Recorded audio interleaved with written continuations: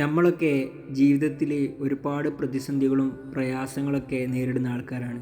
ആ സമയങ്ങളിലൊക്കെ നമ്മൾ ദേഷ്യപ്പെടുമോ അല്ലെങ്കിൽ കൂളായിട്ട് കാര്യങ്ങളൊക്കെ ഡീൽ ചെയ്യുമോ? ഇവിടെയാണ് റസൂൽ സല്ലല്ലാഹു അലൈഹി വസല്ലം തങ്ങളുടെ ഈ കഥയുടെ പ്രസക്തി. ഒരിക്കൽ മദീനത്തെ പള്ളിയിൽ ഒരു കാട്ടറബി വന്നുകൊണ്ട് മൂത്രമൊഴിക്കുകയാണ്. ആ സമയത്ത് സ്വഹാബാക്കളൊക്കെ വളരെ രൂക്ഷരാവുകയാണ്. എല്ലാവരും ദേഷ്യം വന്നുകൊണ്ട് ആ കാട്ടറബിയെ എതിർക്കാൻ നിൽക്കുകയാണ്.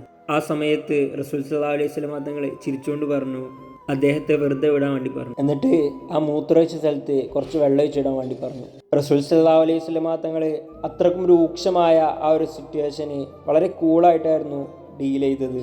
അവിടെ റസൂൽ തങ്ങൾ രണ്ട് പാഠമാണ് നമുക്ക് പഠിപ്പിച്ചത്. ദീന് എന്നുള്ളത് വളരെ കുടിസായിട്ടുള്ള ഒരു സംഭവമൊന്നുമല്ല, ഒരു സിമ്പിളാണ്. അതുപോലെ തന്നെ കാര്യങ്ങൾ ഡീൽ ചെയ്യേണ്ടത് നല്ല ഹിക്മത്തോടു കൂടെയും ആളുകളെ നല്ല സ്നേഹത്തോടു കൂടെ നല്ല ലോലമായിട്ടാണ് ആളുകളെ നമ്മൾ ഡീൽ ചെയ്യേണ്ടതെന്നാണ് റസൂൽ തങ്ങൾ അവിടെ പഠിപ്പിച്ചത്. അല്ലാഹു സുബ്ഹാനഹു വ തആല ഇതുപോലെ നല്ല സ്വഭാവത്തോടെ ജീവിക്കാൻ തൗഫീഖ് നൽകട്ടെ.